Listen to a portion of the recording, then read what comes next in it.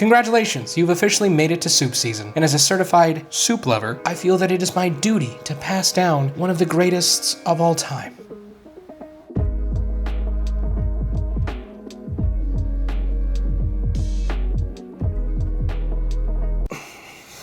Don't look at me when I do this.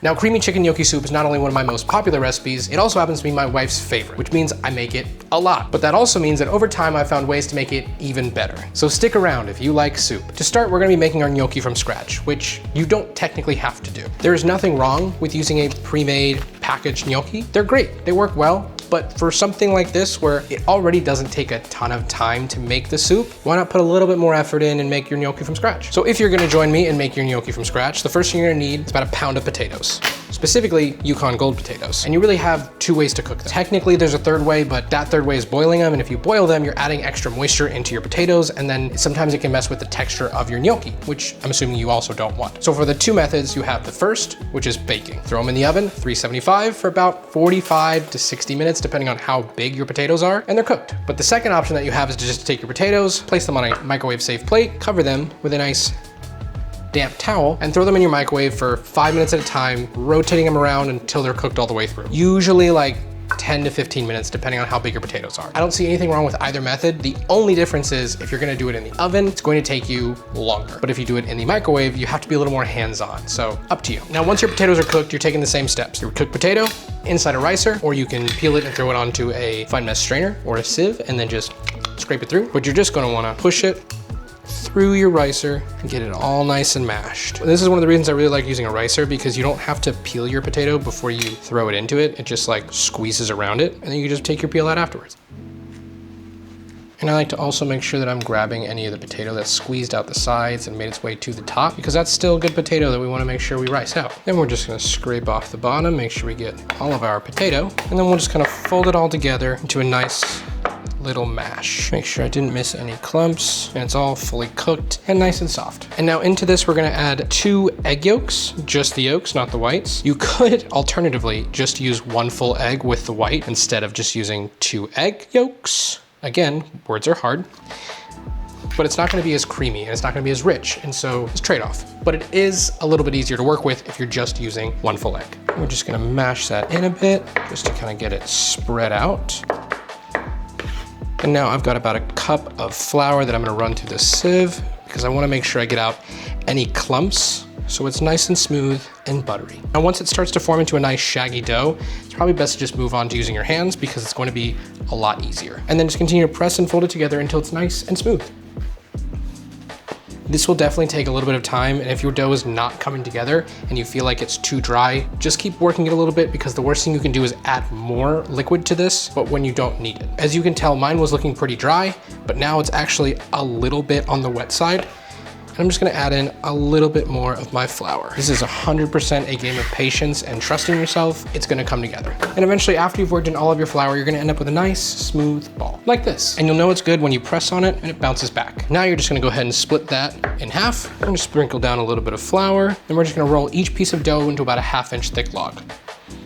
And it helps if you start your roll in the center and then push that dough out to help spread it out. And even more so if your dough is getting too long, just split it in half. And then once we have a thickness that we like all the way across, we're just going to chop our pieces relatively evenly. Now, once you have all these nice little gnocchi pillows, you're just going to dust it with a little bit of flour just to make sure that they don't stick to each other, like this. This is why you should have dusted it a little bit earlier, but I was just trying to get through all of it, trying to rush through, and now look, I made more work for myself. Shame on me. And now once you have all these beautiful little gnocchi pillows, you have two options. You can just leave them like this, which is totally fine. They're beautiful and everybody loves them. Or if you don't have one of those gnocchi boards, you can take a fork, place down your gnocchi, give it a little thumb pressure, and just roll it. That'll give you a relatively similar result without having to buy the thing. But I'm gonna be honest, for something like this, going through and trying to roll all of these singular pieces of gnocchi, it's not worth it. So I'm just going to do those 3, and they're gonna be my special 3 that when I find later in my soup, I'm gonna be stoked about. And in the meantime, I'm just going to move all of these gnocchi over to a sheet tray until we're ready to cook. And leaving these on the countertop is okay. You just want to make sure you cover it with a damp towel so that way it doesn't get all dried out. And now for the chicken part of our creamy chicken gnocchi soup, chicken thighs. Now in the past, I used chicken breast because it's sitting in a soup, so it's not exactly going to dry out. But even though it technically speaking is not going to dry out the same way, it's still not going to have the best mouthfeel. So that's why I started using chicken thighs. Now these are boneless and skinless, but of course there's still a little bit of fat on these that I just want to trim off because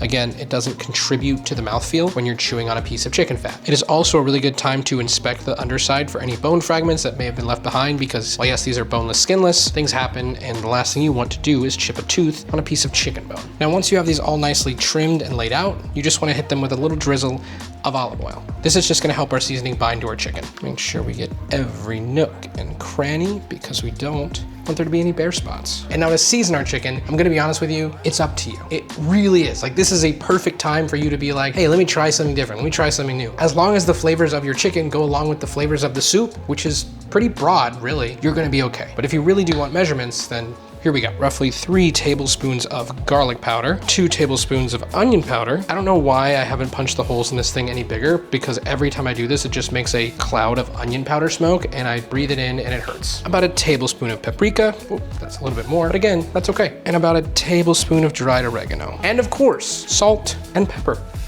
I refuse to take this glove off because I'm gonna have to rub this into the chicken in a second. Cool, that's a lot more pepper than I thought it was. It's okay, it's gonna work. Now you could also just use a spice rub that you like. This is a great time to use one of those. Save you some time, save you some energy. But again, it's really all just personal preference. Just as long as your chicken is completely covered in seasoning, you're good. And now for the last little bit of prep before we actually cook everything. We're gonna start off by finely dicing 1 shallot. In my case, I have this extremely large double shallot. You don't need that, just the one. And now I just want this to be a nice fine dice. So I'm just gonna slide my knife through the sides and then I'm gonna go straight down, holding it together as best I can, and then rotate and then dice accordingly. I know there's a better way to chop shallots. I just refuse to do it. But anyways, just move that to the side and we are going to crush and roughly chop some garlic. 6 pieces to be exact. Don't forget to strip these bad boys down because you don't want to be munching on garlic skin. And you don't want to cut this down into a paste, but you do want it to be fairly small because you want it to blend into the soup. Something like this is perfect. And now for the last bit of prep, we have sun-dried tomatoes. My finger strength took off a little bit of the label and I thought it was mold. It's not mold, it's just the label. Now you want about a 1/4 cup of sun-dried tomatoes, but honestly, like, it's personal preference. This is one of those things where, like, my wife loves sun-dried tomatoes, so I honestly probably could get away with more sun-dried tomatoes, but I think right around a 1/4 cup is a nice balance for this. But I'm also not going to judge you if you use more. I'm not that kind of guy. And for this, we just want to cut it into nice, short, small pieces. You don't want it minced, but you also don't want long, stringy pieces of sun-dried tomato. So if you get the ones that are in the jar that are already julienned, great, but you're still probably gonna want to cut those up at least a little bit. And that is all of it. And now to cook all of this, I'm gonna be using a very large Dutch oven. How large, you might be wondering? Well, I'm not sure right now, but hey, thank you, future me. Now the first thing we're gonna be cooking is our chicken. So we're gonna wanna bring this up to a medium-high heat so we can saute it. And now that our pot has sat for about 10 minutes and is adequately preheated, Italian food lube or olive oil. Then we're just gonna carefully lay down our chicken thighs, making sure that they don't overlap. And if your pot is not wide enough to do all of your chicken thighs at one point, that's totally okay. Just go ahead and do it in batches. Better for it to take a little bit longer than for you to overcrowd your pot. The important thing here is that you're using the same pot you're gonna cook your soup in, because that way all the flavor cooks together. And then after about 2 minutes on that first side, you're gonna go ahead and flip each piece over and then let it sear again on the other side. And then after another 2 minutes, you're gonna go ahead and flip again, and you're just gonna do this 2 to 3 times until your chicken is fully cooked. And now that our chicken is cooked at right about 155, I'm just gonna go ahead and remove it and let this all rest. Now, technically speaking, chicken is supposed to be cooked to 165, but at 155, it's still hot. It's still cooking right now. So it's going to get up to 165, but do what you're comfortable with. Now in this same pot, we're gonna turn our heat down to medium low. And as long as you still have a solid amount of oil left in your pot, you don't have to add any more. But what you do wanna add is your shallots, garlic, and sun-dried tomatoes. And you're just gonna wanna keep this moving all around your pot, that way nothing burns, and it just becomes nice and fragrant. And after about 3 minutes, or once it all starts to cook down and those shallots become translucent, you're gonna wanna add your tomato paste. Right about a tablespoon and a half of tomato paste, followed by 2 tablespoons of garlic powder, a tablespoon of paprika, a tablespoon of dried oregano, and a tablespoon of red chili flakes, or again, your preferred spice blend. And we're just gonna mix all that together so that way our tomato paste is nice and toasted, as well as all of our spices. And once that raw tomato paste smell is cooked all the way down, we're going to add in 6 cups of high quality chicken broth. Now, you want to use something that's high quality because in something like this, so the chicken broth really is a big component, right? So if you cheap out on your chicken broth and you get something that isn't super flavorful or is kind of just weak all around, then you're going to end up tasting it in the end or not tasting it. So this is definitely one of those times where I would recommend you either make your chicken stock from scratch or you spend a little bit more and get something that's a little bit nicer. But I totally get that this stuff is not necessarily super affordable, so if you want to, you can always use a cheaper stock and try to fortify it yourself. It's just a little bit more work. Now from here, we're gonna wanna go ahead and bring this up to a nice simmer while we stir and incorporate everything together. It's also an important time to scrape the bottom of your pan because all that flavor from when we cooked our chicken is cooked onto the bottom in that beautiful fond that you don't wanna miss out on. And now that we have this going at a nice simmer, we're gonna let this ride for about 15 minutes without a lid on, because if we put a lid on it, it's going to trap all the moisture in there. What we want is for some of that water to evaporate, so that way our soup gets nice and condensed with all that flavor. Now after that 15 minutes, you're gonna wanna go ahead and add in your heavy cream. We're going to carefully pour in about 4 cups of heavy cream and stir that in nice and slow. You're also gonna wanna grate in about 2 cups or about 175 grams of fresh Parmigiano Reggiano. Please do not use that pre-grated crumbly stuff in a can. It's not what you want for this. It's not going to be good. Save that for your pizza. Or even just don't use that at all. And then just make sure you've stirred in all that cheese until it's nice and melted. Now we're just gonna wanna bring this back up to a light simmer. Again, we wanna leave this uncovered because we want it to thicken up. But this time we're gonna wanna make sure we're stirring at least every minute to 2 minutes so that way nothing burns to the bottom.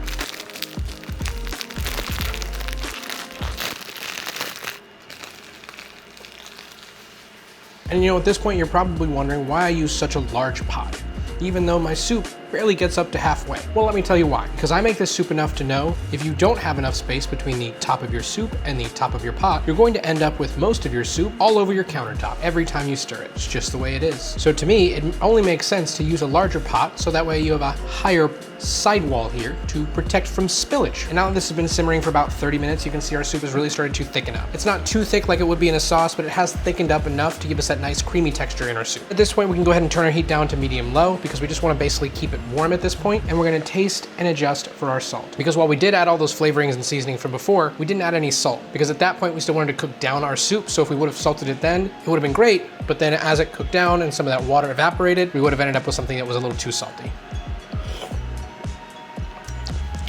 Obviously need salt. Better, but still more salt. And this might be more or less for you. It really depends on your personal preference on how much salt you want in your soup. Not necessarily how much salt you want in your soup from a sodium intake standpoint, but what tastes good. So you'll just have to taste it and adjust to your liking, which is great because you're gonna learn that taste, you're gonna learn that adjustment, that specificity, and you're gonna apply that to everything you cook. And now this is a great point to cut up our chicken and add it back into our soup. Now this chicken has just been sitting here waiting and resting while we cook everything else. So it's retained as much of the juice as possible and it's cooked itself all the way through. And then once that's all nice and cubed up, we can go ahead and just carefully add that into our soup. Remember, the soup is hot and will splash and hurt, so please be careful. And now for the last thing that we need to cook, our gnocchi. But remember, if you're using the pre-made gnocchi, you can just add this straight in and let it sit until it's cooked through. But because we're using fresh gnocchi, it's got a little extra flour on it, we wanna make sure we cook that off separately. The reason we wanna boil it separately for the fresh gnocchi is because there's a lot more flour on it and we don't want that to thicken up our soup and get all gunky in there. So we're gonna set this pot to boil. Obviously a very heavy pinch of salt and some boiling water, followed by our pillowy goodness. And one of the niceties of making fresh gnocchi is that it really doesn't take very long to cook, 2 to 3 minutes tops, and once it's floating to the top, you know it's done. And then we'll just fold all this in together. And to finish it all off, we have a nice handful of some ready-to-party washed spinach. Remember, spinach cooks down really easily and it's going to shrink, so even though this looks like a lot, it's not gonna be a lot in a few minutes. We're also gonna tear in a little bit of fresh Italian parsley, roughly 4 to 5 stems worth. And if you have it, fresh basil is really nice as well. You don't need to cut it up, you just pluck it off of your plant. Hopefully you have a plant. And then you can just layer it all up and give it a few nice tears. And all you need to do from here is just stir it all together.